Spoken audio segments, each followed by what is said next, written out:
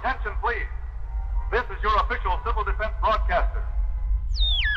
One of the greatest threats would be radioactive fallout. Uranium fever.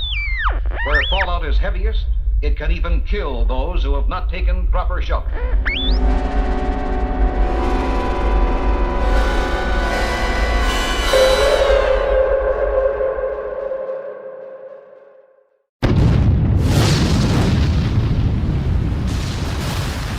Broadcasting deep underground in a questionably constructed survivalist bunker is Dave CHAFINZ and KENNETH VIGUE, and your host, as always, Mr. Robots. This episode of the Fallout Hub is brought to you by the Massachusetts Institute of Technology. Open enrollment for advanced robotics courses starts now. Totally nothing sketchy going on. Nope, not at all.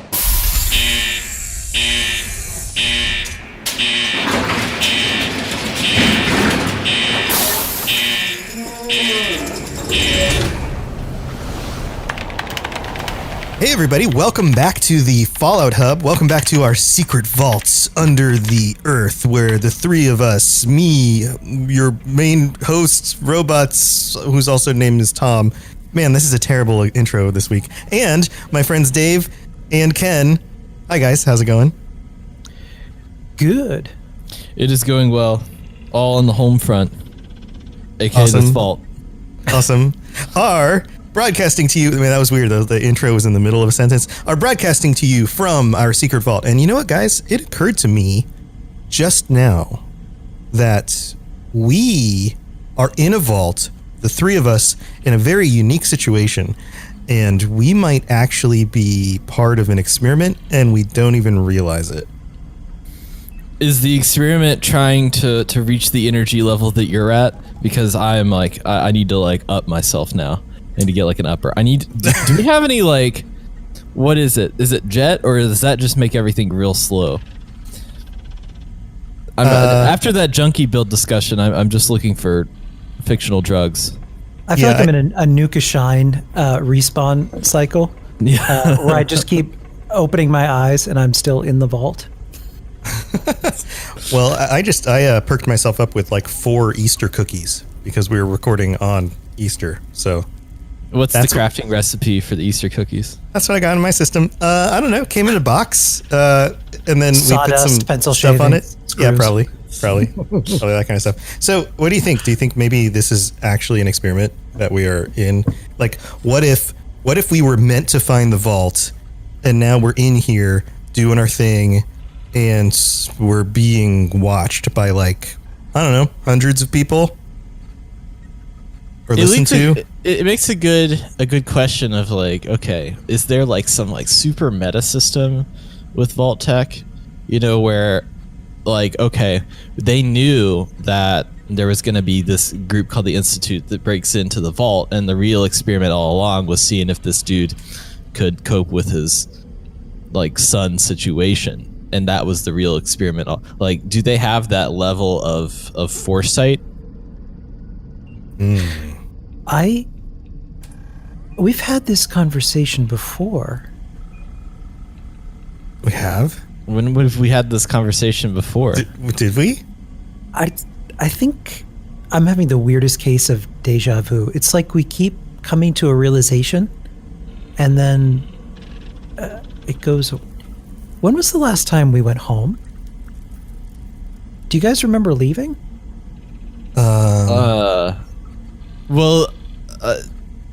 You got that coffee where did you get? You got that coffee that one time, but I don't know how I got there and what I was, and then Tom was in quarantine, but this timeline, let's get a pin board. We need to start drawing lines and pinning yarn across a big thing. I don't know. I think I was standing in the corner and somebody handed me coffee. Wait, I didn't hand you coffee. Dave, did you hand Ken coffee? Okay, you? All right. As the official lore master of the lore of this podcast, which is, a very time-consuming job. I believe that Ken went to go outside and he saw an old lady on the road. But I mean, it could be like a Netflix series where it's like there's just like trees in one road, you know, outside. Because how did we even get here? I guess people could go back and listen, and I mean, I guess I could go back and listen to figure out how we got here. But I got from a gas station intended. This raises the question: can we leave right now? Here, I'm gonna go over. I'm walking over. I'm gonna hit the button. Open the door. Nope. The door won't open. How many people are in on this? Because we've had interactions vaguely, right? We've had interactions with people. People come in and people out. Come in. Something and then is very they wrong leave. here, though. That door just keeps opening for them, and just people keep wandering in here. Isn't that a little it's not exactly plausible? Yeah, it would be a weird contrivance for us to just make that up because it doesn't make any sense. My nose is bleeding. What the hell? Maybe when they said Westworld, they meant West Virginia World, and we're actually in it. Huh. I think this is the work of Virtual Strategic Solutions. That sounds like corporate mumbo jumbo. What's Virtual Strategic Solution? I feel like there's a deeper message here, Ken. What's going down? What's the situation? It all began in Vault 112. Right, so what do you have for the news this week? Oh wait, here's the doorbell. Oh. Telegram, news from Bethesda. We got the news guy. What's going on in the news? Gentlemen, I would like to first of all welcome you to the segment from the one and only Charleston Herald here to give you the news. That I'm sure this is a time when we're all questioning existential questions after that little segment. But I want to reassure you and let you know that Fallout 76, the Wastelanders expansion, comes out Tuesday, March 14th, which probably by the time this already releases, you already know that. But if you don't, this is the official message from the Charleston Herald letting you know situation. If you want more information on what it looks like, Bethesda just put out an Inside the Vault article, which had some gameplay trailers, some dev walkthroughs, some interesting information on what some of the new mechanics, events, quests, people, places, things, animal, mineral, vegetables you will find within the game. And that is all of the news I have, except for a piece of personal news. It seems like we always have some like interesting personal news. This Sunday, which will be April 19th at 5 p.m. Sunday. Eastern Standard Time, that's 2 p.m. Pacific Standard Time, we will be having a Wastelanders launch party event. We have invited a few guests. Ken, why don't you tell me a little bit about those guests as the local gumshoe that you are? Well, it's an extremely long and complicated story. It involved multiple levels of contact, bus rides, train rides, shadowy corners, a white unmarked van, and the 1991 Denver Broncos. But the invitations went out, and we will be joined by Bethesda's own Pete Hines, Uncle Pete, Oxhorn, who needs no introduction as the god of Fallout lore. We gave him an introduction, so... And our very own Juicehead is coming back yet again to join us for a fun evening of frivolity.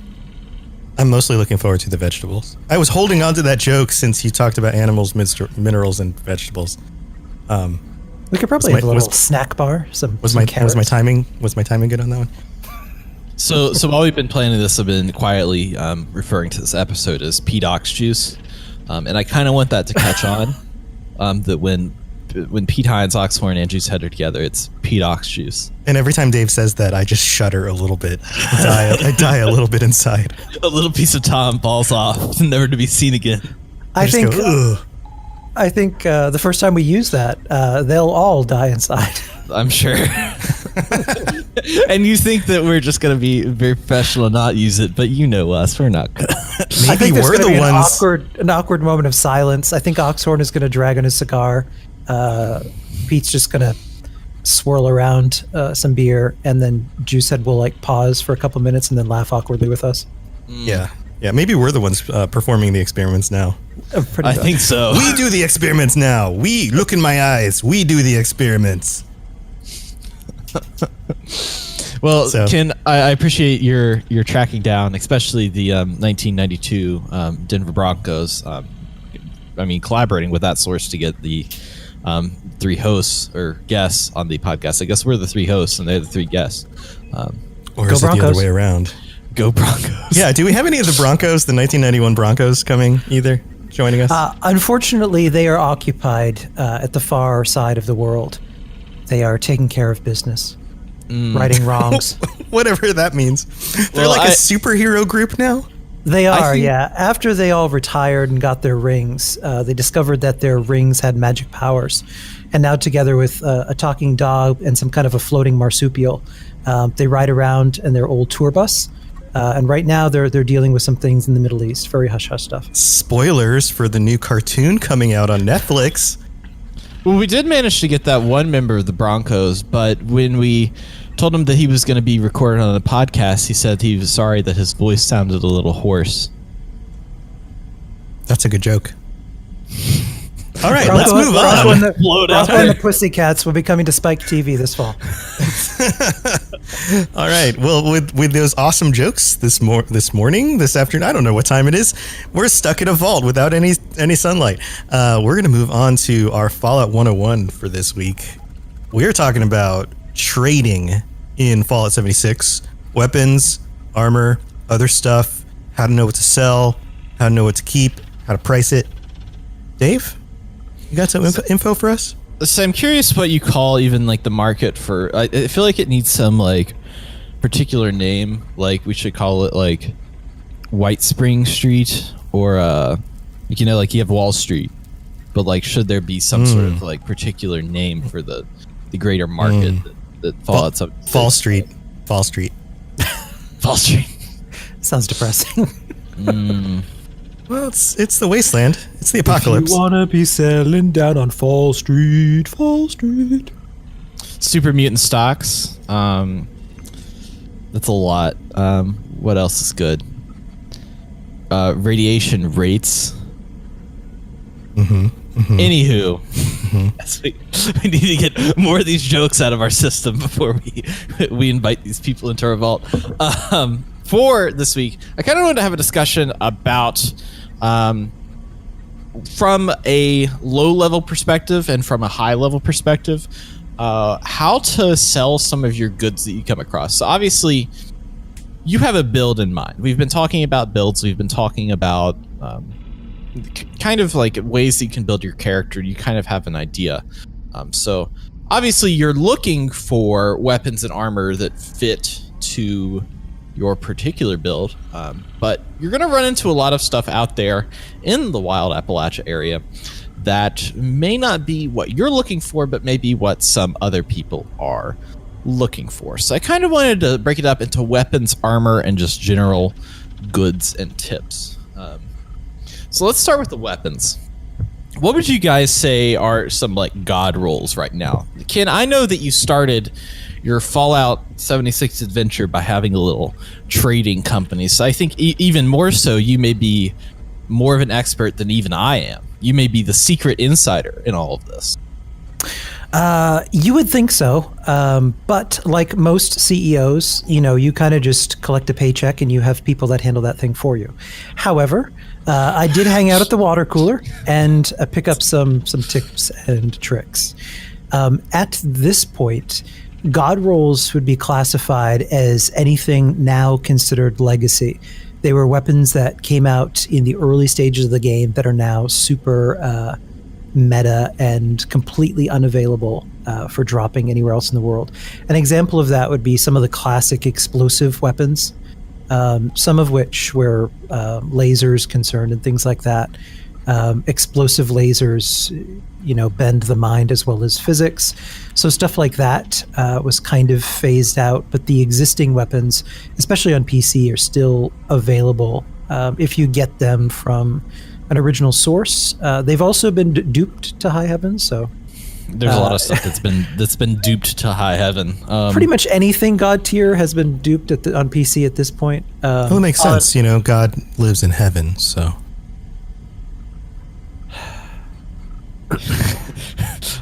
We just need a cleanse. We all need to do some sort of special juice cleanse to just. We need to agree. I'm preaching to the choir, but the big book of dad jokes that we gave each other for Easter is not working out today. It is not. No. So I agree that those legacies are I'm not even gonna wish upon myself a legacy item like that, because I wouldn't even know what to do with it. But generally, from what I've seen, God rolls tend to be 3-star weapons, particularly anything that is from the Wild Appalachia season, like the Bear Arm or the Fixer, that are bloodied explosive, junkies explosive, that have relevant 3rd star on it. I'm trying to think of other things. Handmaids are still really big. I remember I was looking at this episode and I was curious. I was like, okay, let me go to the dark side of this. So I went on eBay and I was looking at, I was like, okay, if I want to put on sunglasses, he was incognito. I went to my Google browser, I clicked incognito. So I was looking, I was like, okay, what can I get? How can I get a Junkies Explosive Handmade? So I found a level 45 Junkies Explosive Handmade. Can you guess how much this person was selling this for? I'm going to guess $50. $200 for a 3-star handmade Junkies. Just that alone seems excessive. I would never, by the way, the reason I bring this up is don't go to eBay. Don't go buy this stuff, because it's just, you're doing yourself a disservice, first of all, because you already paid money for this game. You don't need to go buy on the black market and buy these weapons illegally. But handmaids are particularly the most valuable and most widely used of the weapons, just because they have so many modifications. They have the amount of modifications that you can have on them are insane. They have wide use, so that's why when we get into ammo, they use 5.56 caliber ammo, which is kind of why that's a big thing.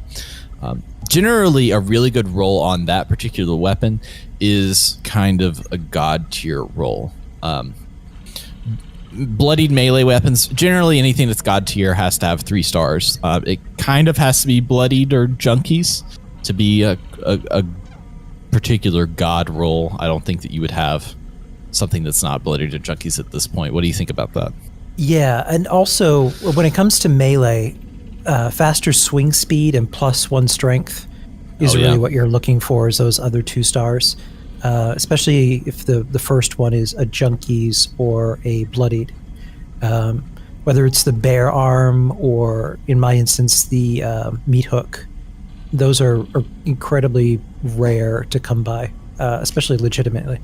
So if you come by one of those, my recommendation is to not put that in your vendor and price it at what it should be, because generally those are worth more than 25,000 caps. You're generally going to get way more, or you're going to get a really, if you roll something like that and you're looking for something particular, you're generally going to be able to go online, go to some of the trading communities. I know that I use r/market76 when I kind of want to sell something. I managed to get, back in the day, I got a bloodied explosive shotgun to satisfy my character that's a shotgun build. But I traded a bloodied explosive +1 perception pipe rifle, which was a really good roll back in that time, just through that method. So when you get something like that, don't put it in your vendor. go online, look into some communities that do some of the selling and trading, and try to sell it that way. That would be my best piece of advice for both your god tier weapons and armor. What do you think is god tier? Real quick, is that because you are going to get a better price for it, or because it'll sell faster, or why? It'll sell faster. You're going to get a better price for it. I don't know about you, but if I roll across like a vendor and I have something that's priced, like if I go to somebody else's camp and there's something that's priced 25,000 caps, I'm not even going to be looking at that. Like, I'm not looking actively. You're better. You have a better chance of putting it out there online rather than just putting it in your vendor. Gotcha. To sell it, because the way that vendors have functioned more for me is a little bit different. We can kind of get to that. As far as armor for god rolls, what is it? Is it the high health one is Vanguard, right? Or is that Cavalier? I can't remember. I think Vanguard is the high health one, and then Unyielding is the low health one. Yes, like I have unyielding armor. Cavalier is another one to take a look at. If you move around a lot, if you're constantly running and jumping and hacking and whacking and slashing, that's a good roll. What about armor smacking? And smacking. Armor is interesting because a lot of the times I'll see that being sold as like a set, and kind of used as a single piece. It's like, okay, if you have a character, it's, generally. And with armor, you're not really dealing in wood armor. Wood armor is kind of seen as like the like crustaceans on the bottom of the boat that you may have after you've been on your deep sea fishing excursion. Like, you're not going to go take the time to peel those off and put them in the stew, But what if I like to sneak? What do you mean? If you like to sneak? well, the wood armor is good for sneaking because it's not metal, right? Well, so for generally, you're going to find that if you have the chameleon mutation, you're going to use weightless because that doesn't affect, because the chameleon mutation, you can't have any armor on unless it's all weightless. If it's all weightless, the chameleon mutation could work. But generally, you can up your sneak skill just by using the blends into the environment legendary effect. I forgot what that's called. Cloaking. One is one, if you get hit, you generate a stealth field, but there's the other one that gives you the constant, like, you turn invisible when you crouch kind of situation. I'm not sure the exact name of that. I should have. Yeah, I don't remember the name either. But yeah, I know what you're talking about. Yeah. So for weapons and armor, really to sell in your vendor, one thing I have noticed. Go look up some of the popular legendary effects, and generally, if you can find like a 1-star of Unyielding and price that at like 1,000, you can sell that really quick in your vendor. I wouldn't recommend, by the way, in your vendor, like in your vendor stations, pricing anything over 3,000.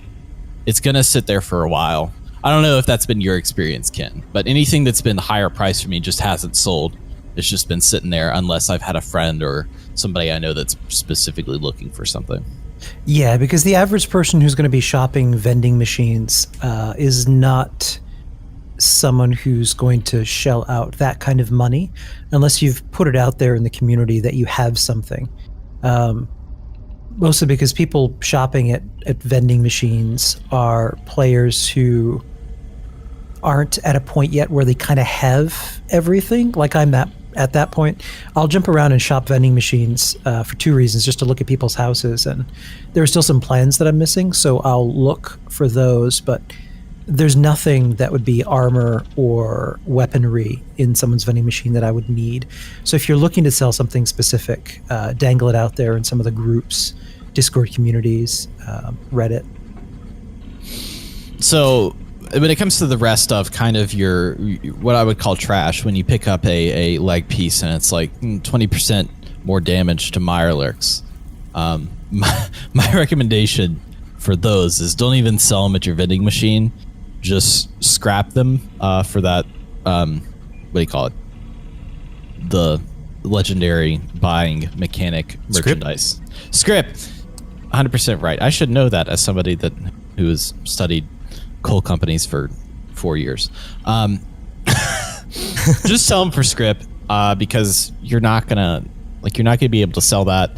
And frankly, even if you've gotten to your script limit, just put them in your stash and sell them the next day, because every little bit helps. And that's generally how I can try it. If like the rarest of occasions that I'm at max script, that's kind of how I do it, is just by keep on collecting and just put it in your stash until it's time to go, sell what you can to the little vending machine. As far as weapons go for selling in your vending machine, I would recommend selling obviously under the 3,000 price tag, but a lot of anti-armor stuff that I've come into has actually sold just from people that are maybe level 60 or level 70 that haven't fully gotten into in-game builds. Anti-armor is always a good effect. It's always helpful pretty much in most situations. That's the only real like legendary weapon that I've been able to sell. How have you done, Ken, as far as selling some legendaries through the vendor? At this point, because I'm at max caps anyway, I've been pricing stuff fairly low. Since I don't really care. Some stuff I'm holding on to. I'm holding on to Junkies, Bloodied, and the other thing that I'm holding on to is the Scout armor pieces, which still are priced fairly highly.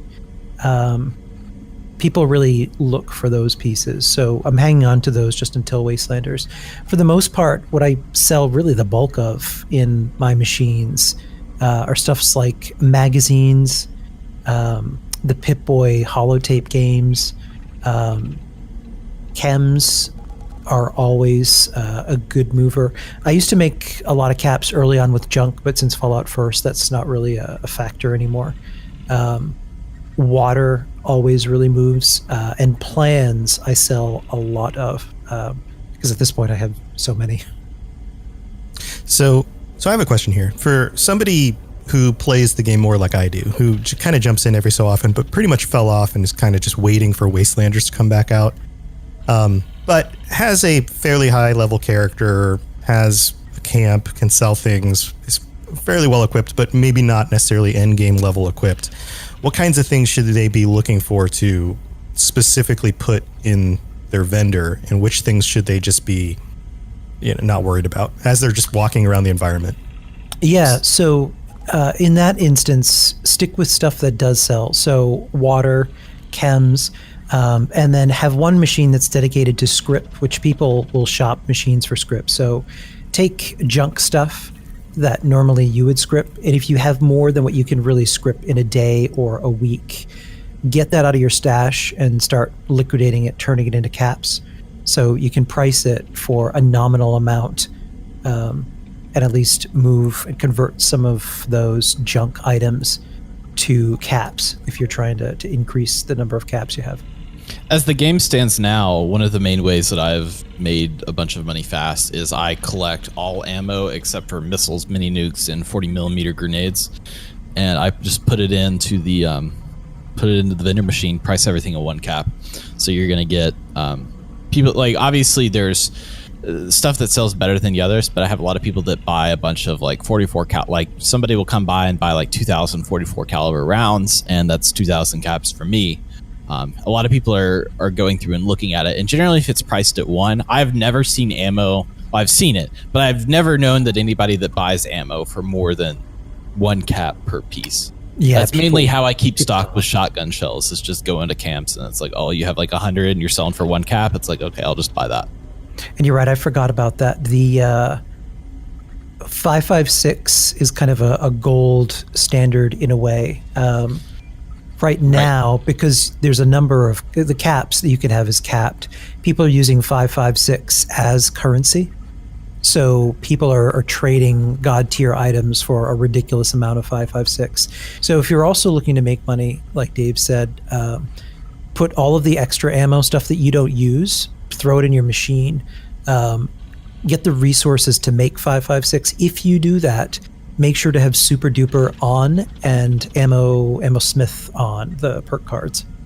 Right, and you can generally find a lot of. I mean, if you just like the way I make most of my caps just like in a day is I just pick up everything. I'm constantly over encumbered. I probably look like, you know, like the character from Death Stranding where he has all these packages like packed on top of him. Like I probably look like that. I'm just constantly over encumbered. And then I just sell everything and put everything up in vending machines.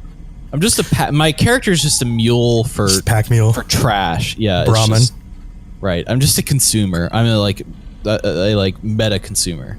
Mega, not meta.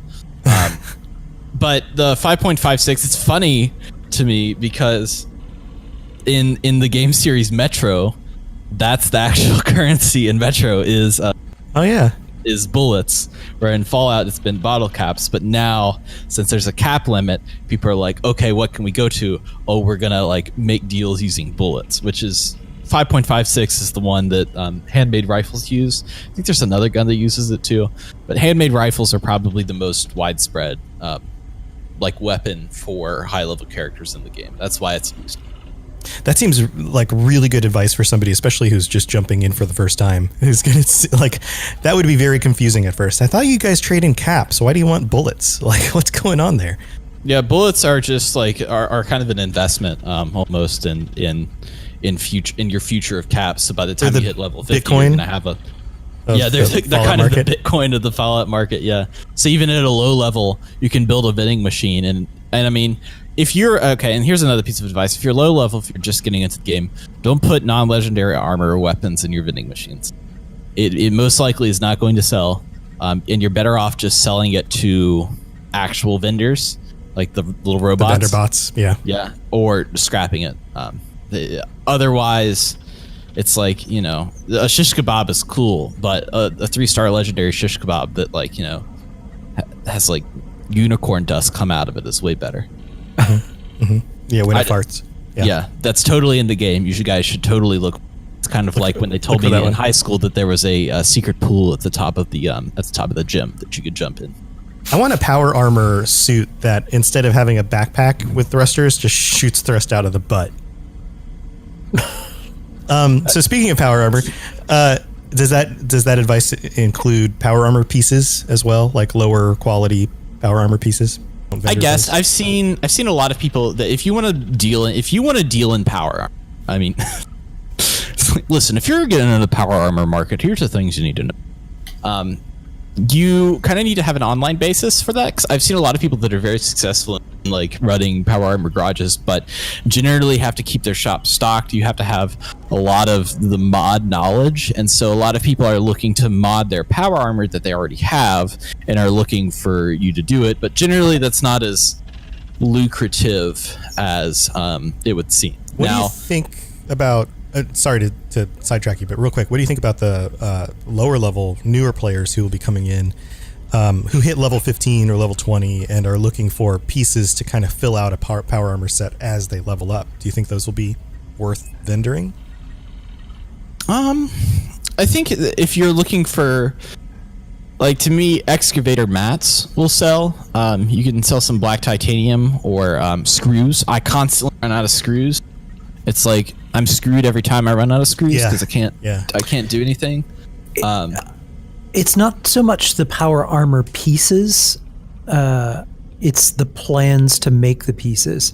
On PC, most of those plans now are not worth too much. Jetpacks are, but the average pieces are not, because a lot of those dropped through the Christmas presents, which again were duped to high ebb. And so at this point, power armor plan pieces to construct the armor are pretty common on PC. Particularly, you're going to get a good price for Brotherhood of Steel paints, which I hate to wrap myself out here right now, but I've been experiencing a glitch for about a month that every time I log in, I get a piece of technical data just automatically, and then it tells me to go to the Brotherhood of Steel cache, and I turn it in, and every time I turn it in, I get 2 more technical data. So I'm just constantly getting this technical data, which is what you use to get like to roll for those particular plans or Brotherhood of Steel outfits. I've just been, every time I'm logging in, getting these plans. Just, I guess my own fault. Wow. I don't know if it's not my fault, but I've now officially routed myself out. That I'm sounds at like the mercy something of the that court. just works. It works for me. Heck yeah. All right. So any other last minute advice about trading, or for new people who are just getting into it? If you're dealing in God rolls, just see if you can find a community that is used to it, and see if you can get a middleman, because there are people that like to, generally when you're dealing in like high level stuff, they like to, I guess, rip you off or something. Just make sure that you are extra careful. The last point that I wanted to make too is lean on the community.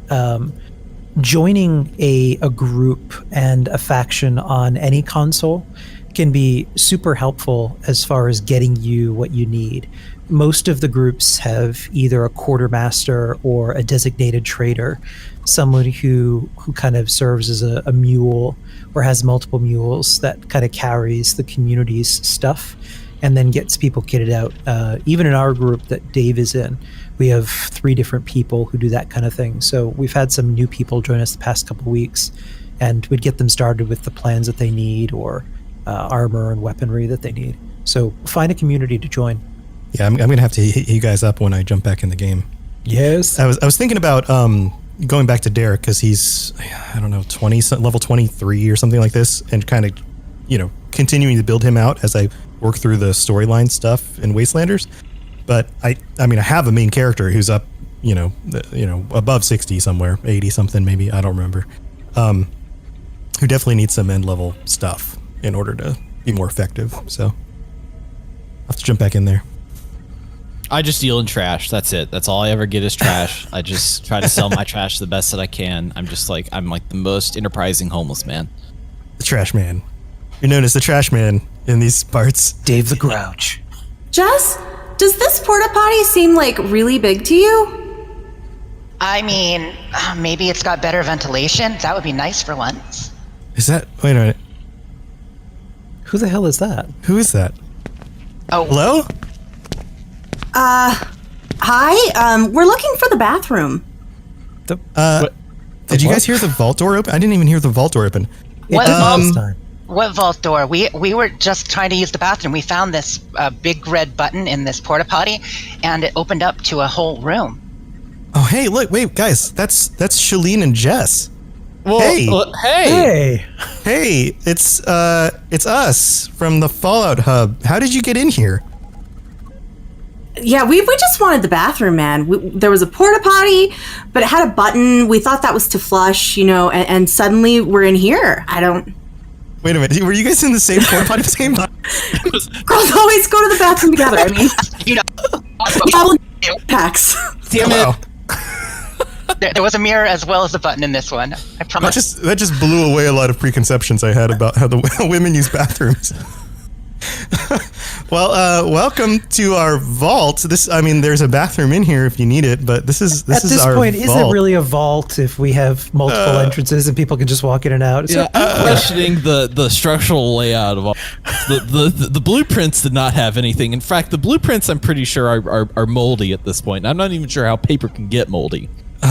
Yeah. So anyway, hey, welcome to we're in the middle of podcasting.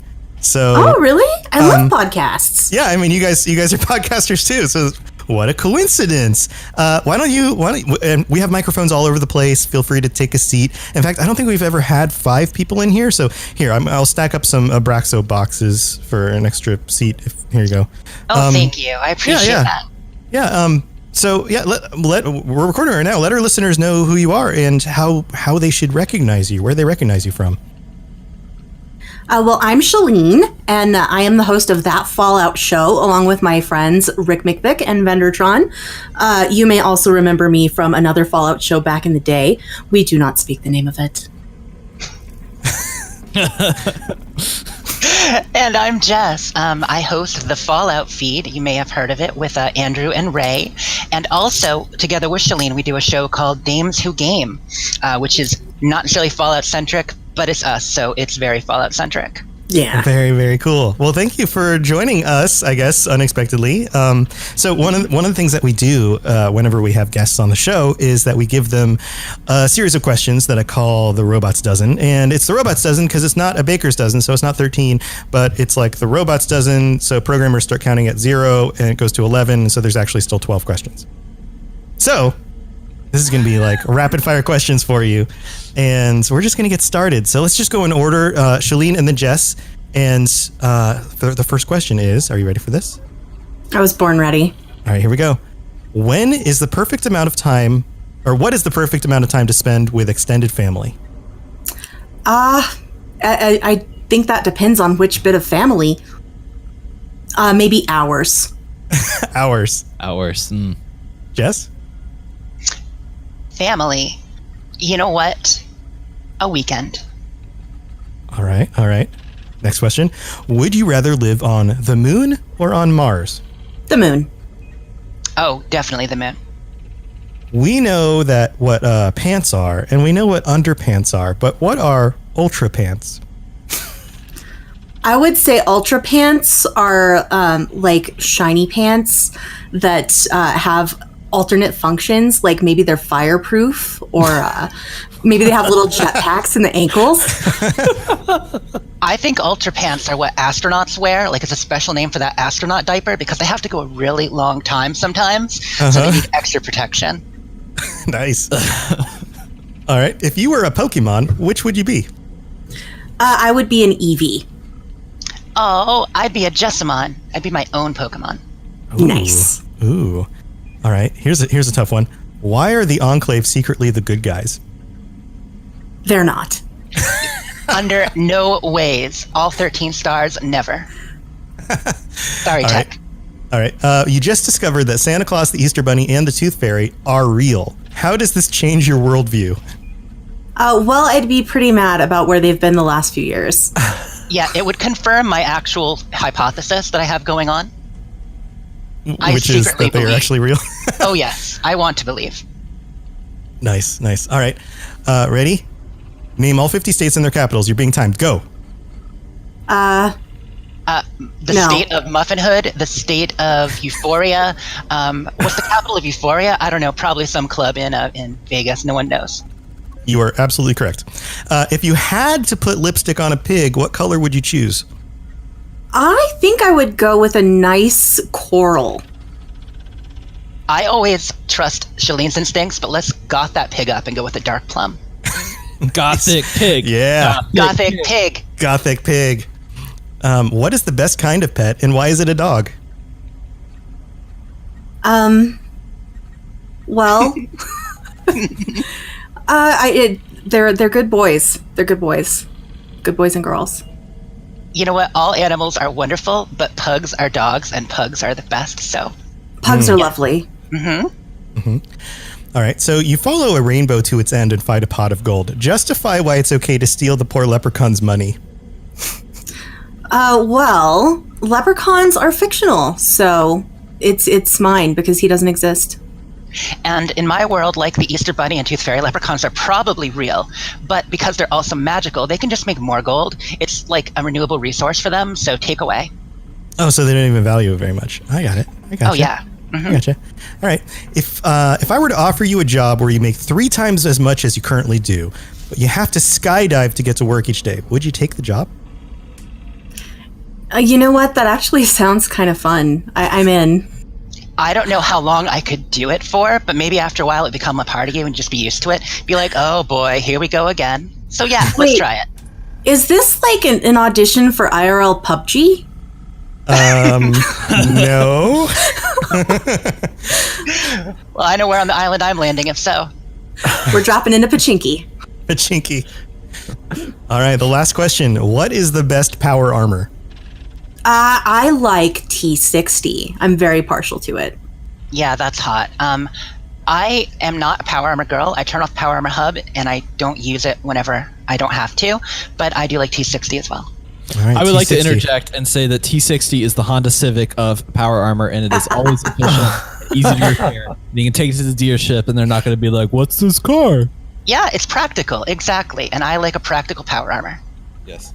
Very nice. All right. Well, I'm putting your answers into the computer right now, and we are going to get. This is secretly your GOAT, and we're going to get what jobs, what careers are right for you. And here they are.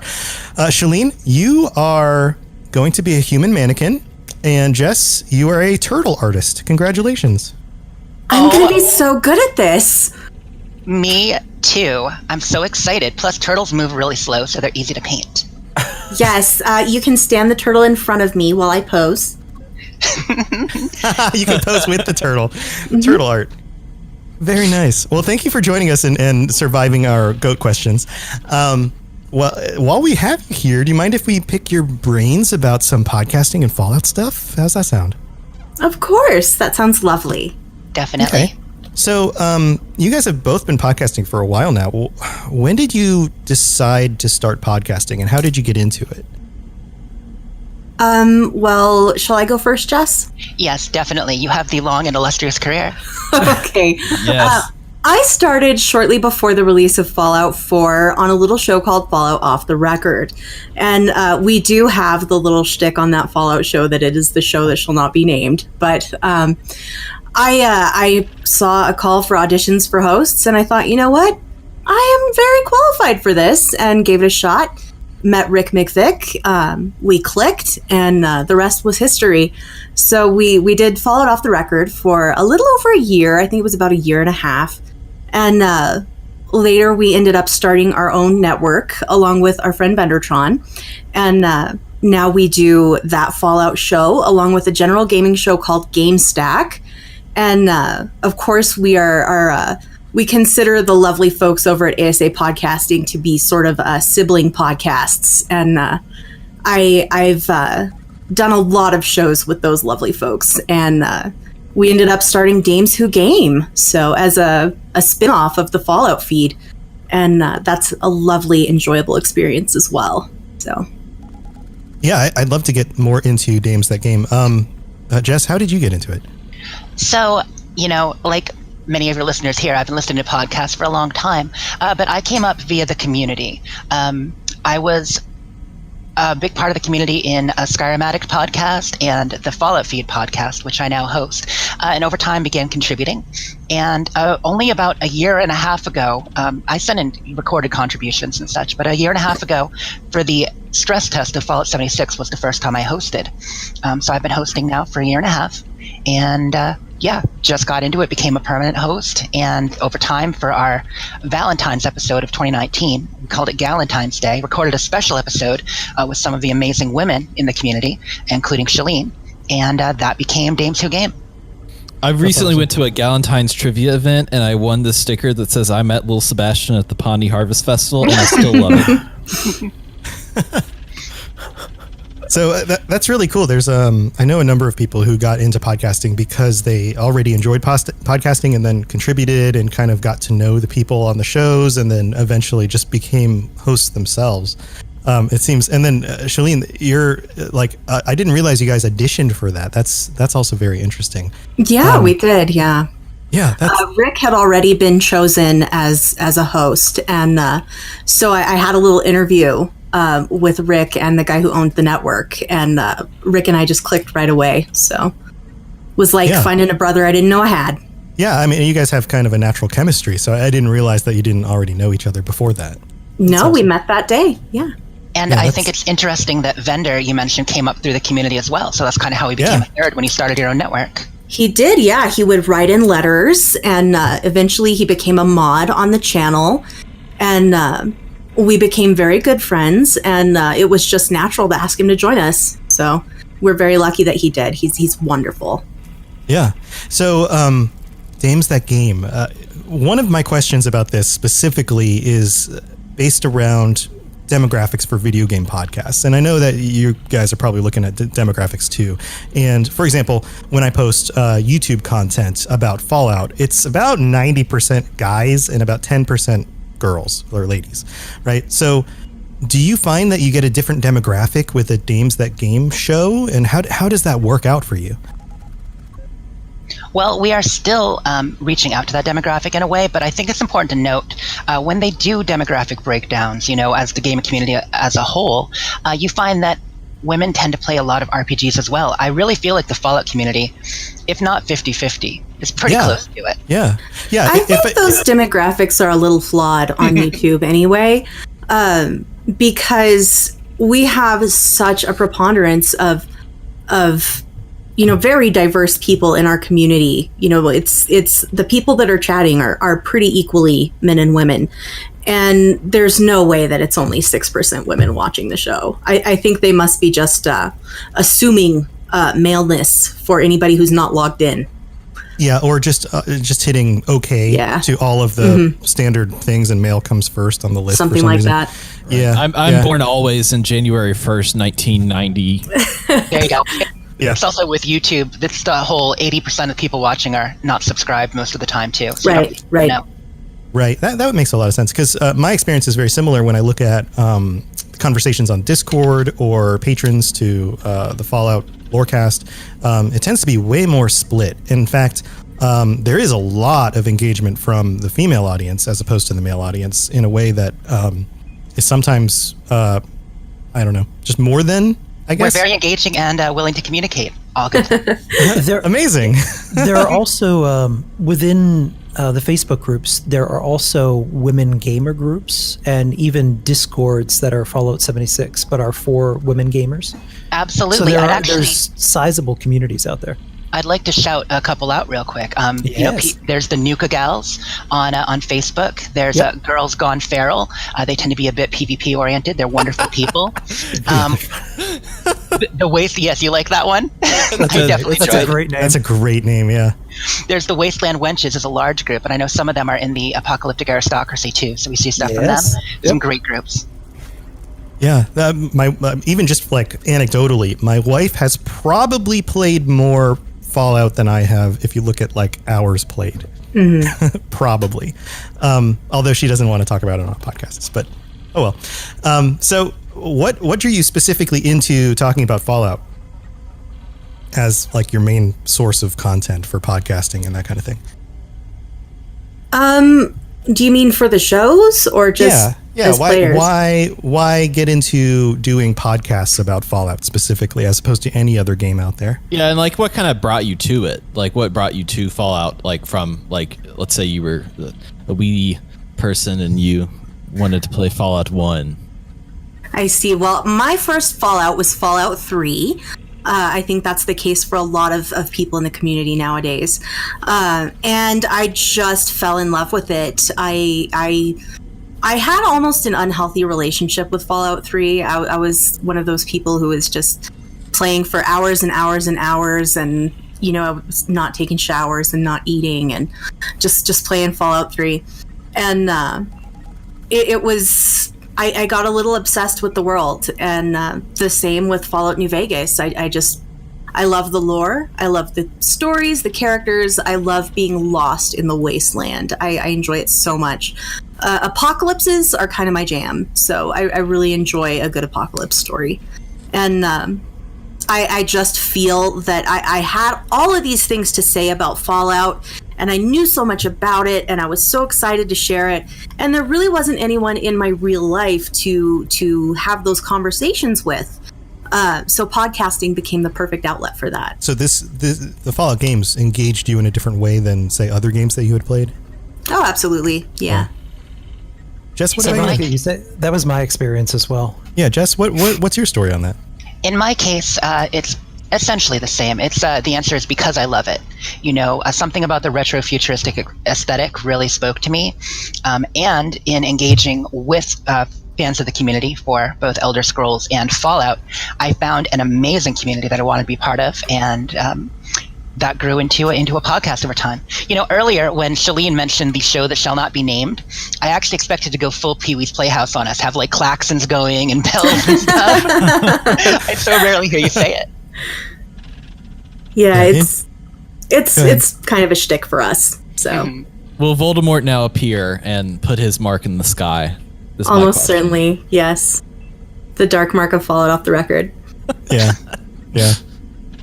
Let's transition into a little bit of 76 stuff. I specifically want to know, just from your perspectives, have you been playing it very much lately? And what are your expectations for Wastelanders? Are you looking forward to it?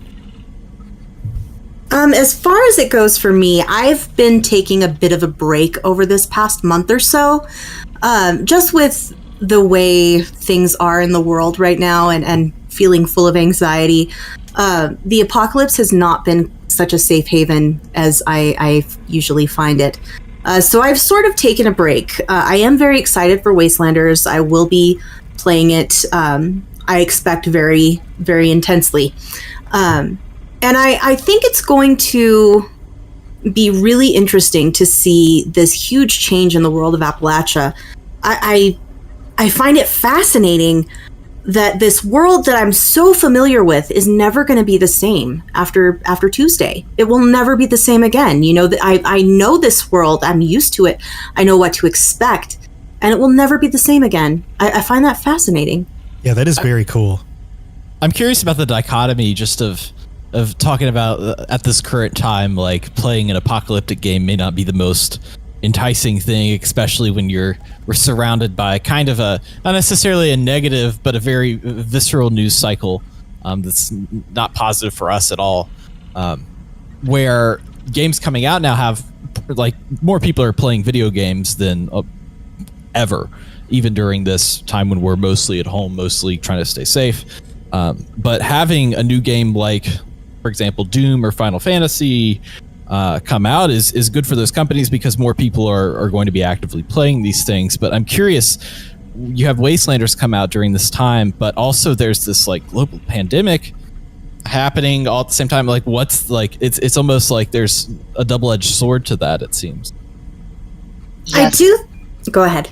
I was going to say there is time, but you're right. People are looking more for things like Animal Crossing at the moment, which has been such a relief for people stuck in their homes, getting out to those island beaches. Actually living in a time that feels somewhat apocalyptic, it makes it less escapist in a way. And yet maybe the ability to still kind of conquer the wasteland, to become powerful in there, entices us. Yeah. I also think that 76 is a little more uniquely positioned than some other post-apocalyptic games because there is still a lot of life in this wasteland. Mm-hmm. There is, you know, the forest area with a lot of vibrant growing things, and it's a colorful apocalypse. It's not this brown, dusty waste like we experienced in Fallout 3, Fallout New Vegas. It is more vibrant and alive, and I think that is something that will make it a little easier to digest. Exactly, and with the oncoming of Wastelanders, we're bringing life back to the wasteland specifically. So maybe that renewal story will be good for a lot of people. Yes, it was already vibrant. Now there's going to be people every couple hundred yards. Yeah, I think a big part of it is community. I think one of the things that we're missing right now, being stuck in our homes, is being able to communicate with other people regularly. Whether you see them at work or out in the world doing the things that you normally do, we're just not communicating as much. So to be able to jump into a game like 76 and have people to play with and interact with, whether it's in a wasteland or not, is definitely a reprieve. Absolutely. I'd like to jump off on that real quick, and I think Ken might want to chime in on this too. I'm seeing a whole lot of that, where the community, as vibrant as it is coming together, and this is our adult conversation. This is our chance to be with other people, to play with other people. Streaming is getting even bigger. A lot of people in the community who previously watched streams, they're like, I want to connect. I will watch your stream. I will stream myself. And so there's a huge coming together that way. I've never had an experience like this game ever.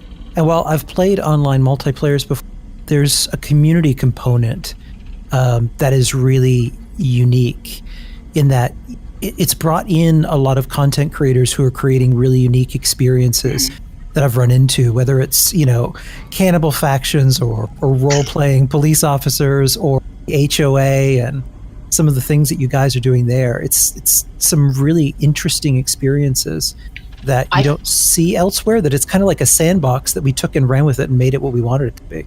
I feel like that's because it's an organic community. So I know, Ken, you kind of live in 76. You asked about our experience in 76. I still live there. I moved in when it came out during the stress test and the beta, and I haven't left since. I have trouble playing other games. It's become my community and family, and it's grown organically in that way because of the history of the Fallout franchise. We are a whole lot of solo game players. Sure, some of us have dabbled in MMOs, maybe even spent some time there, but this wasn't constructed like an MMO. That's not the mindset we had going in. So you're seeing all these solo players coming together, finding each other, and building a community from scratch, and finding their own definition of what that might be. So you mentioned growing a community. How do you think this will change or continue after Wastelanders? Do you think that's going to have an effect?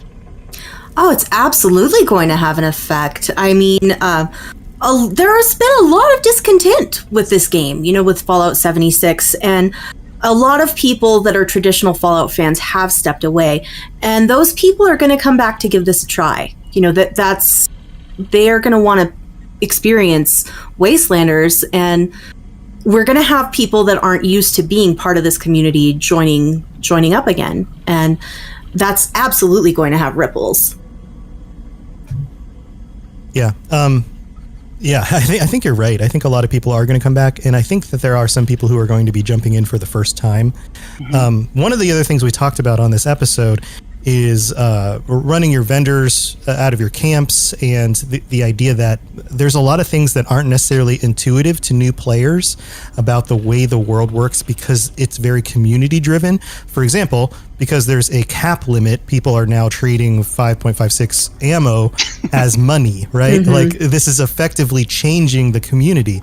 Somebody who has experience in Fallout playing 4 or New Vegas or whatever, jumping into this world is going to be running up against these things that have existed for a year and a half now, that have grown out of the way the community works, that it's going to feel like a whole different kind of wasteland to them. It will. The community, though, is very welcoming for the most part. So I think there's an on-ramp. There's the ramp up to 50, which, as long as there's not double, triple XP, takes just a little while. And so people can adjust. Also, that triple XP.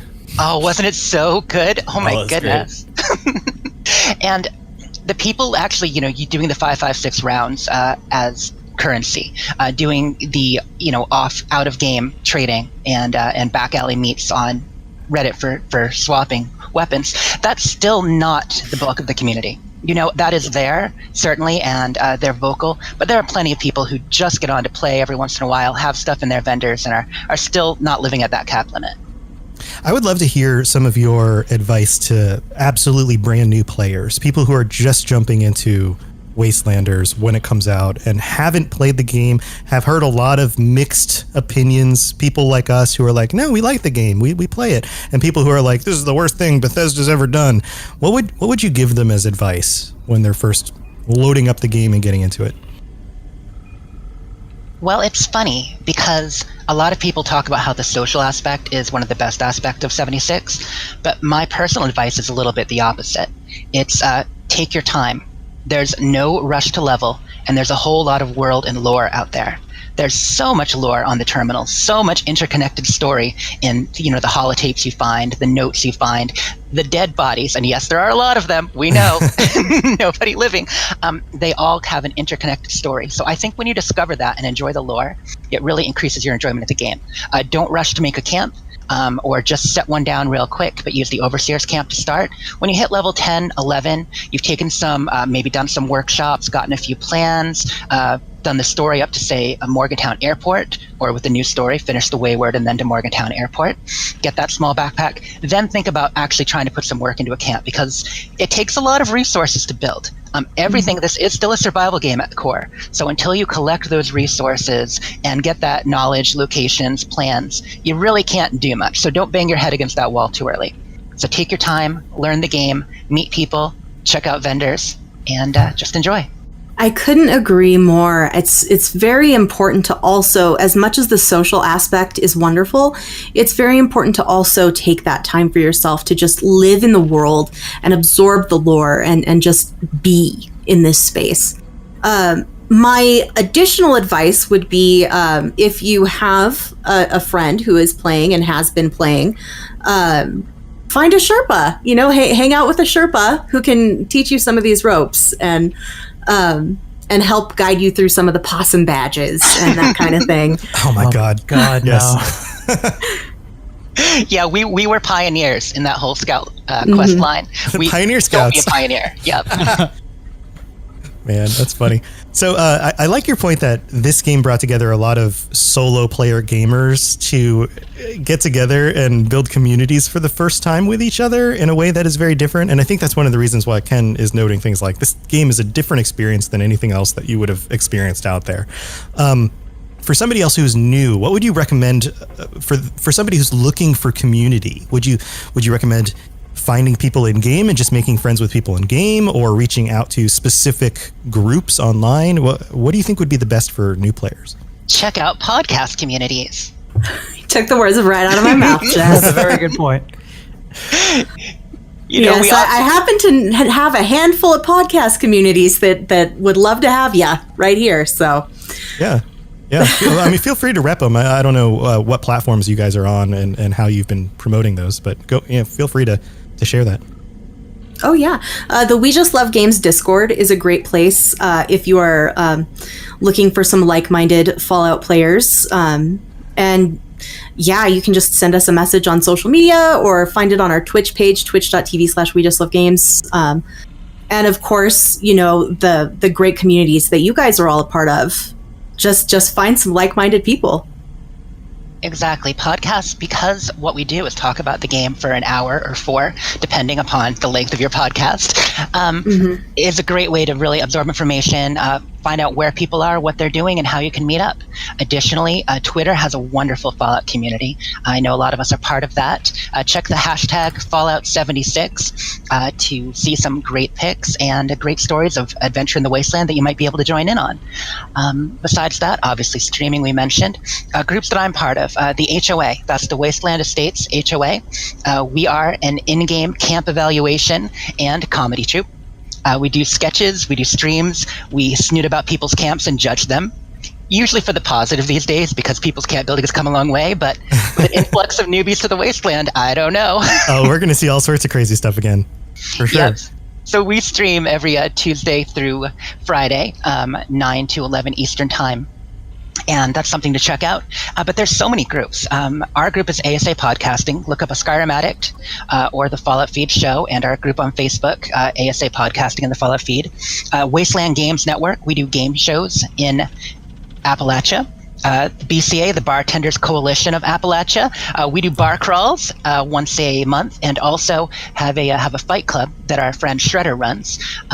We're kind of like F76 Fight Club you heard about on PS4, but we do quarterly tournaments and matches with occasional sparring bouts.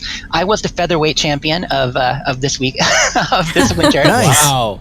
But there will be a new title coming soon in May. I think Ken and I might be working on one of the shows for that, so that'll be fun. Yeah. Very cool. Very cool. Yeah, I think podcast communities are really a strong place to start. As someone who's been podcasting for a while now, the 100% most rewarding thing is seeing those friendships pop up between listeners of your podcast who wouldn't have known each other otherwise. It's just wonderful. You feel like a mama bear. Exactly.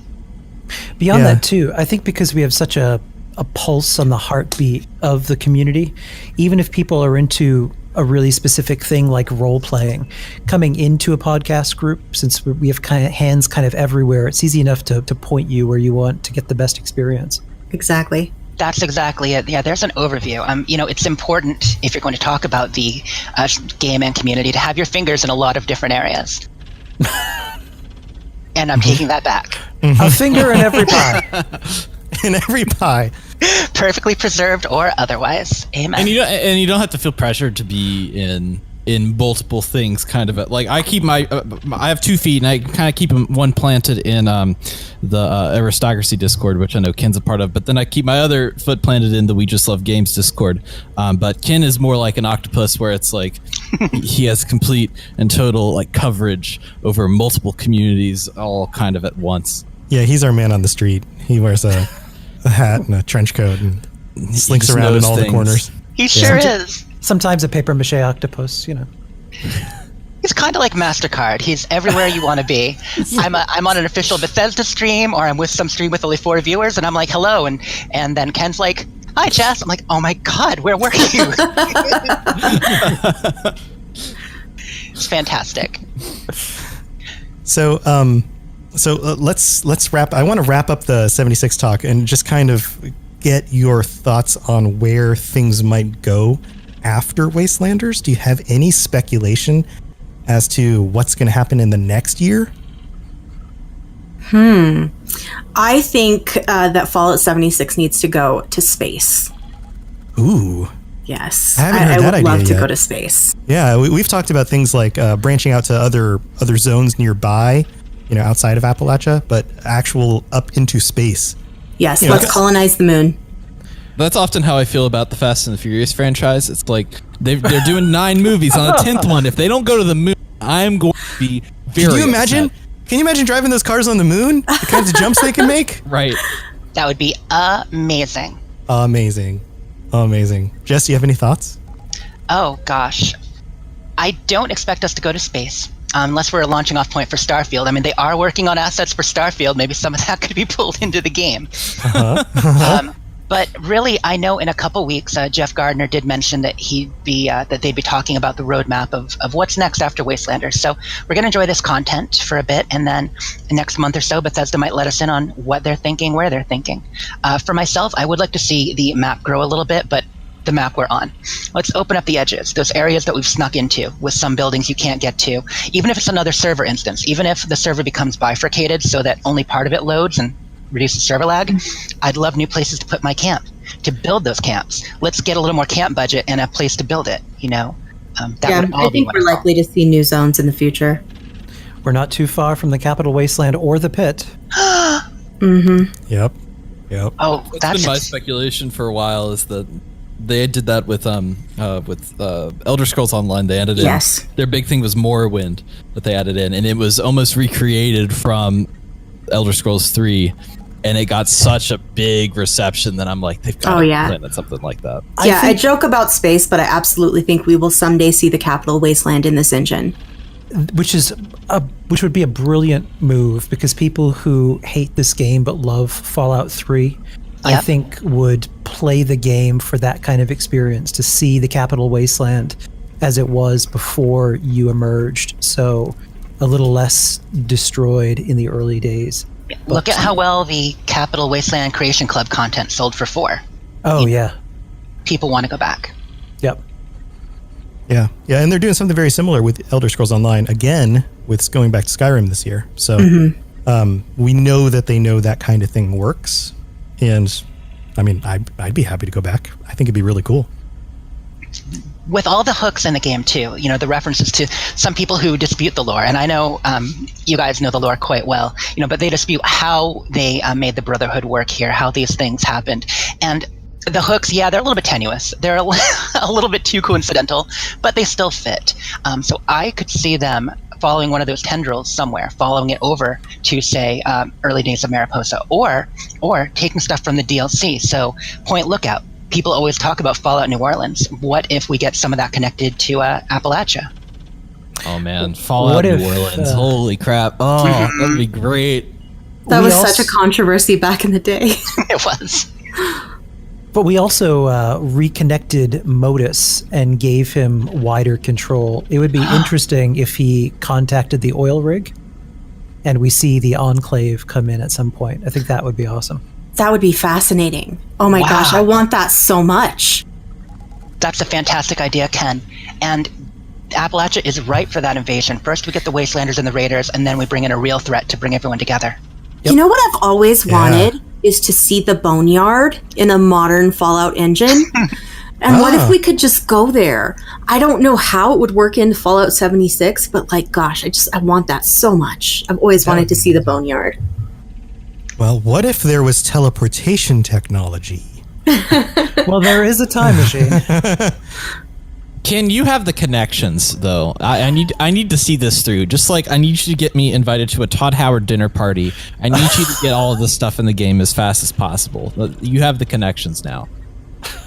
I also want more of the Lovecraftian things.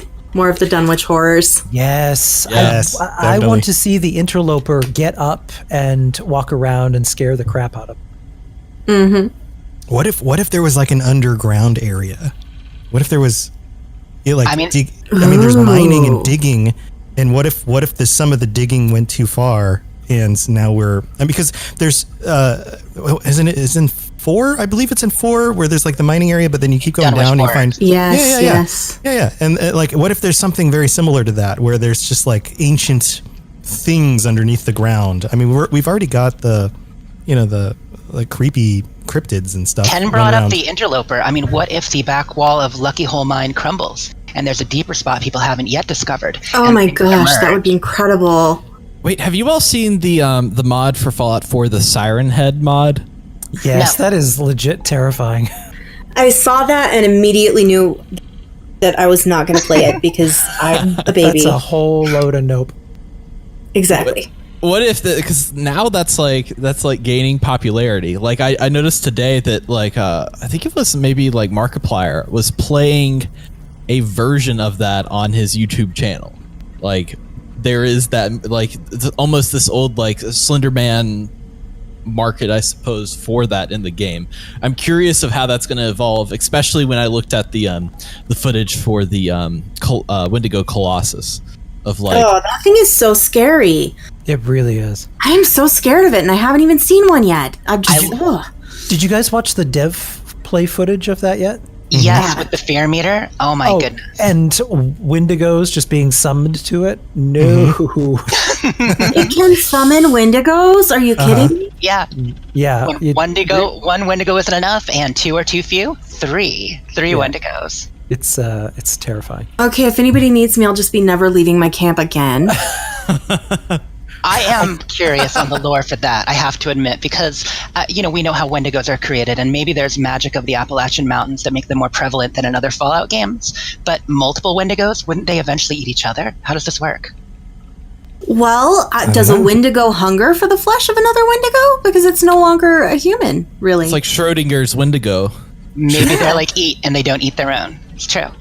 What happens when you nuke a Wendigo? Or multiple Wendigos? Or a Wendigo Colossus. Oh. Dun, dun, dun. I'm just waiting for the Mama Murphy clothing pack so Shaline can sit on her porch and never leave. In my special chair. Yep. In Taking your special jet. chair. Oh gosh, there's no jet. There's no jet. I imagine her as just this like delightful old Russian lady that like gives you candy as you pass by the door in your little Bronx apartment that you see in the corner. Just sitting there knitting, saying hi to everyone who walks by. Hello. Hello. Do you have any jet? No. I'm ready Okay. for the Mole Miner City. I mean, that's really what I'm. Well, yes, Murmurmurg is one of my favorite characters. I love her and her little babushka. Babushka. She's a kindly old grandmother mole miner. Oh man, she's so good. Many people wouldn't call her kindly with the drops that the perv gives them. But yeah, with her moving to the Rusty Pick, I mean, is she going to have cohorts? Is she going to be more accessible? I'm very curious about that too. I hope she has grandchildren. Is she going to have nickel beer night like karaoke? She's a mama. Does she have like little little baby mole miners? Mini miners? I don't know what to name them, but like little ones? Little mole Goo pups. gagas? Goo gagas? Is what you call them? Like baby mole miners? Yeah, little ones. I'll see myself out now. That was a really terrible joke. We call them mini miners. Mini miners. And I made that bad joke just to make you feel better, Dave. What if we call them minor miners? Nice. Oh. Escalation. That's it. And when they're born, they're minor miracles. Oh, you cut out. Say that again. When they're born, they're minor miracles. So good. Nice. Minor miracles. Minor miracles. Oh man. All right. Well, we've firmly taken this made off a mountain out of the a tracks. molehill. Oh, yeah. I was going to say we took it off the tracks for the mining cart has gone off the tracks here. Well, we're kind of nearing the end of the interview section of the show. Is there? I mean, we've wrapped up. We've talked Fallout 76. We've talked the future of it. We've talked podcasting. Guys, do you have any other last minute questions for them? What are you guys most excited for in Wastelanders? I think I'm personally most excited for new quests and new lore. I'm sad every time that I open my quest log and there's really nothing there but dailies that I've done a million times, and so I'm looking forward to having new things to do and new locations to explore, and of course that new lore. I just inject it directly into my veins. Yeah. Amen.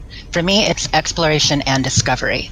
You know, I am a map junkie. After building, I love taking photographs and in-game photo mode. So I'm going to see all kinds of new locations to photograph. How do they work? What's the lighting like? I want to see where the Nobbits come from. It's Bruce Nobb, you know, these new Foundation settlers. Like, where did they come from under the mountain? What do we have there? The Watoga Underground. So many new things to discover. So I'm definitely about the map. And also... how you can build camps. I am also how you can, you know, where you can put your camps, how they can join. Dave, you were going to say something? Oh, my last question that I had here was, so like you all have been involved in various community projects, like F76 art projects where they were doing the album covers, right? There's other things that like have come up through trap camps, through a number of different things. What would you like to see the community do that it hasn't done so far, if there's anything?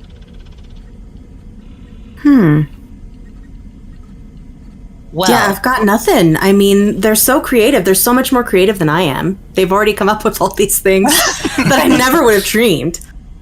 It kind of takes a lot of unique individuals to come up with some of these ideas. So yeah, that best idea maybe hasn't been found yet. But I would love if they could, you know, obviously via Bethesda as well, create more integrated and intentional communities, in-game structures where you can't place camps too near each other now. There are some people who do, like South Morgantown and some other groups who have tried to make a community. Or Shaline, you and your friends around the lake there. We Just Love Games Lake. I would like to see the game facilitate that, and I'd like to see people work towards that. Building towns, that would be lovely. Yeah, I would love some structures that actually look like legitimate buildings that were supposed to be part of the map. So even at a distance, you can't quite tell if it's a camp or just a structure. I think that would be really cool. All right, well, thanks for wandering into our vault. I hope we didn't keep you too long. I know you guys needed to use the restroom. This was probably a long wait to use the restroom. It's but a long wait. Thanks for joining us. Why don't you leave the audience with how to get a hold of you guys in order to chat with you or check out your shows and that kind of thing? Right. Check out That Fallout Show on your podcast listening platform of choice. And also GameStack Podcast and Dames Who Game. You can find me on Twitter at Shaline L, SHALINEL. And follow our Twitch channel, our YouTube channel. All of those are called We Just Love Games. So, love for you to join those communities. And I am here and there as J Star or Jessica Star. That's at Sleep is for Tea on Twitter. It's a Doctor Who reference. Sleep is for tortoises, so it's at Sleep is for Tea, all one word. The show that I do is the Fallout Feed. That's at the Fallout Feed, all one word. And then, of course, at Dames Who Game. Also, you mentioned briefly, Dave, about Art F76. That is our girl at Pantagruelia. She's a fellow Dame. So check at ARTF76, at Art76. Very cool. So I hope... I don't know how you got in here, but I hope you can find your way out, because we just tried pushing the button on the vault door and it doesn't seem to want to open for us. So you may have to go back the way you came, as Kermit the Frog would say. That's concerning. Yeah, it was a jarring trip. Okay, Jess, let's see if we can find this. Oh, we can do this. Can your handy come with us just in case we need a little help finding the way? Yeah, Ken, he seems to only listen to you. Mr. Handy, execute Order 72. It's fine. He just escorts you to... Today's a hell of a day to die, commie! All right, yeah, follow him. He'll take you to the bathroom when you're done. Then maybe you can find your way out. If you get lost, there's a hole back there. Don't fall down into the lower level. You might get stuck. Yeah, that's happened before. The underhinge. The underhinge? Is that what we're calling it now? The vault below. The vault below. I think this is deep enough for me right now. Yeah, I think it's time to leave. But it's been great hanging with you guys. Thank you. Indeed, lovely. Glad we ran into you. Yeah, you'll have to come back and visit sometime, maybe through the actual front entrance. That would be awesome. Show me where it is, and also the bathroom. Okay. All right. See you later. Thanks for joining us. Bye. Bye. And now it's time for the random rant. Sponsored by Abraxo. When it comes to tough stains such as blood, bodily fluids, or sweet and sour sauce, nothing gets out those stains like Abraxo. Now with 3 times the suds and industrial chemical compounds. All right, so it's time for the Abraxo box. And this week, Ken has brought a rant for us to hear, experience. I don't know the right verb. How many boxes do you need to stand on? Is the correct question. You know what? That's what we should rate it. We should rate it on number of boxes. So how many number of boxes is this one? Well, this is going to be an unusual rant. So I'm going to turn the Abraxo box upside down, and I'm getting inside the box. Whoa. This like week a cart? it's not about. Are you going to put little wheels on it and go down the hill? Well, I took this Sharpie here, and I made like little wheels and a steering wheel inside with this flap. So I'm going to get down here. So you're like a 3-year-old. I'm getting down on my Abraxo cardboard car. Racer. And Abraxo Racer. I'm going to bring to you this week a reverse rant. And I feel like at this point in time, a reverse rant is needed because we are just on the verge of an evolution of the game with Wastelanders coming, NPCs coming, and a lot of things changing in Appalachia. This rant is brought to you by a Redditor whose name has been lost to time, but it is titled Rant. The Fallout 76 hate train is actually worse than the perceived state of the game at this point, and it's time for you to shut up. I can't watch any of the gaming-related YouTube channels without cringing, because everyone has to include some kind of meme dig at 76. Look at the memes. Look at me creating memes. They are hilarious memes. No one cares. I can't even visit my regular gaming-related subreddits anymore because, quote, LOL, this is what would happen if Bethesda designed this scene game world. I'm tired of seeing plants clipping through walls. I'm tired of seeing chairs with 3 legs. My coworkers talk shit about 76 when discussing other games entirely. Every other goddamn article I scroll by when looking for gaming news is why Fallout 76 is a bad game. This is journalism at its worst. Every top 10 worst games list has Fallout 76 at the top, along with a diatribe that is just verbal vomit that says it's a bad game without going into why it's a bad game, even if other games on the list were objectively worse. Fallout 76 did not ruin your marriage. Fallout 76 did not kill your child or steal your car or cause you to lose your job. It's exhausting. Even with the problems it had at launch, even with the weird anti-consumer BS Bethesda did with the canvas bags, even the most rattled person alive has to see how exhausting this is. And it's not exhausting just because hating the game has become a meme. You could argue that every bad game gets some kind of meme around it. But holy hell, I went and looked. Even No Man's Sky didn't get this much obnoxious noise. And let's all admit to ourselves, No Man's Sky is terrible. Most bad games get a, what the F is this? They could have done better. And then everyone fucks off to play better games. Nope. People seem obsessed with making Why 70 Sucks videos and monetizing them and making money off this negative trend.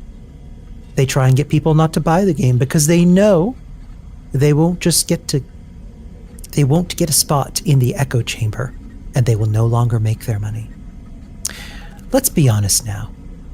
I'm sorry for the high and mighty soapbox rants, but this is what I wake up to when I went to check the news every day in my Facebook feed, every Fallout group like I always do. I've unsubbed from them all, but even then I can't escape it. Everywhere I turn, it's 76 sucks. Why are we bitching about 76 in Red Dead Redemption subreddits? You think RDR2 did better? Go play that. Why the damn hell else are you here? I just want to see one video where Bethesda is actually being acknowledged for making changes to the game. One. Because everyone is acting like the game is the exact same state it was on the day of launch, and it's almost maddening. They haven't seen the community that's grown, the content creators who've created in-game experiences. Just stop with the cringe and the clickbait and inserting this into conversations it doesn't belong in. I'm one of the most cynical pieces of garbage alive, but even I need a breather once in a while. Edit number 1. You guys in this Reddit are an interesting lot. I've made a few replies to comments here, most of them agreeing with you, and I still get down for everything I say. I wonder what will happen if I post Bethesda sucks randomly in the comment section. I think I'll get a lot of karma for that. And at number 2, I am not a Bethesda shill. I am not being paid by Bethesda. I am not a whiny child or a cry whore. This game sucks, get over it. If you guys get this mad over a Reddit post, I'm hoping this doesn't expand to other areas. At number 3. Okay, guys, look, seriously. Since apparently there's a select handful of you who missed basic reading comprehension, I don't support Bethesda. I am not paid by Bethesda. I do not sleep with Todd Howard. Edit number 4. Right, guys, now we're using this post as an excuse to throw petty abuse at anyone who does not like the game. Hope you guys are proud of the fact that you're actual degenerates. As for me, I enjoy this game. I'm in a large community, and thank goodness for Fallout 76. Man, what a commentary on the people who are the loudest on the internet right now. Oh, absolutely. The fact that the poor guy had to edit that 4 different times because of the 2.45 thousand comments and the 62% downvote. Jeez. I think people, when I was originally covering it back during launch and looking at every single YouTube video that had the picture of the Vault Boy with the thumbs down, or the Vault Boy in the mechanic suit with the wrench that had the thumbs down, or the Vault Boy with the middle finger blurred. Yes, I think that the algorithm in YouTube are just like, yeah, we like a naughty Vault Boy. Let's put all of the viewers onto these videos. Well, I think also 76, like some other fandom things, once it gets caught in a cycle where the rant gets more views, comments, and likes than something positive, you're stuck in a never-ending cycle that is almost impossible to get out of.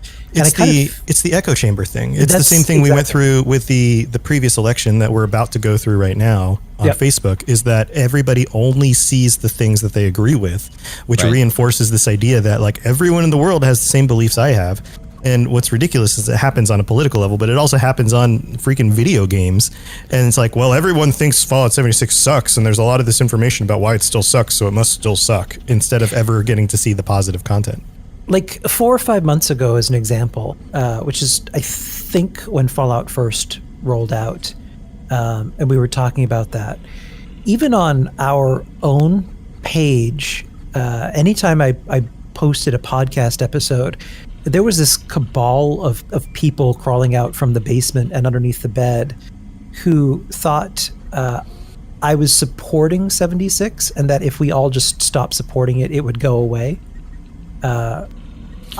This isn't. I There's enjoy a film it. called Merlin, and I like to think that we could do this to people. It had not Kevin Costner, but the dude that was in Jurassic Park. You know, the dad from Jurassic Park. It had him in it, and at the end of the film, it's like there's this Queen Mab, and she's the villain. And how do they get rid of her? Is the Jurassic Park dad looks at her and says, "You know what? We're all gonna forget you." And then they all turn around. Yeah. That's a great movie. It's Merlin. She screams into the darkness. Like, that's just not going to happen. Like, that's not going to happen for anything. And I guess I don't. This game is there's a multi-year, long-term plan for this game. So, aren't you going to get tired and exhausted at some point? And part of it is if you played this game even on day one, I think people had already made up their minds that this is going to be something that they hate. The moment you do that, you're going to ruin the experience for yourself regardless, because you're looking to justify or ratify the concept or the idea that you already have. So you're looking for the hate as opposed to trying something new. Even now with Wastelanders, with a lot of people coming back to the game, my friends list as an example last week was completely full. Everyone was online for Triple XP weekend, which is something I haven't seen in quite a while. It's been months. Look at Chad, Kevin Kin, whatever you are. What I'm trying to say is this is a flex, and I see it. No, but it's an example. Like a lot of people are coming back to the game and really getting into it and doing it, but there's going to be that group of people who, Bethesda could mail everyone a check for $5,000 to come play the game, and they would still not even try to give it a chance or open themselves up to the experience. I just don't get that. I think it's a deeper psychological issue, and this could go on forever. But this idea that you are tying something about your self-identity into your opinions about the things that you care the most about, and when you wrap that up into caring about a video game, and don't get me wrong, the three of us love Fallout. That's why we do these podcasts, but sometimes you have to have other things in your life that you care more about so that video games aren't the thing that you define yourself by. And then when that happens, then you have the ability to kind of change your opinion about stuff and just kind of go with the flow a little bit more, because you don't have to, rely on that to justify, your existence. That's a great point. You should never wrap your entire personality around just the things that you're passionate about. You become then the only represented by those things, which makes those things very inflexible, because if they evolve or change, it can be alienating, and that's usually when fandom reacts. Right. And that's the problem, is that we're not wrapping our self-identity around things that are more important. And there's a cycle. There's a cycle to it where it's like, okay, something is popular. Like Fallout is popular after Fallout 4. People kick it down because of their perception of Fallout 76. Then it's like, oh, let's kick them all year down. And then later on, there's this narrative that's like, okay, it's not that bad. And then it becomes the narrative of the underdog. And then it's popular to support the underdog. And then you come out the other end and you're on top of the world, and let's start the cycle again. Yeah, so let's start the cycle again. So thanks for the rant, Ken. The rat. Thanks for being a rat, anti-rant. Thanks for being a rat. Your giant friends list and your... I swear to God, if you don't get me to Todd Howard's dinner party, I'm gonna have a fit. I'm gonna call the police. Well, we'll have to get out of this vault somehow. Hey guys, so I had a thought. I'm gonna float this by you.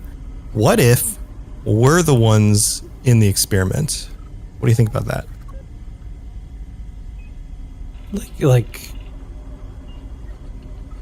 we're in it right now?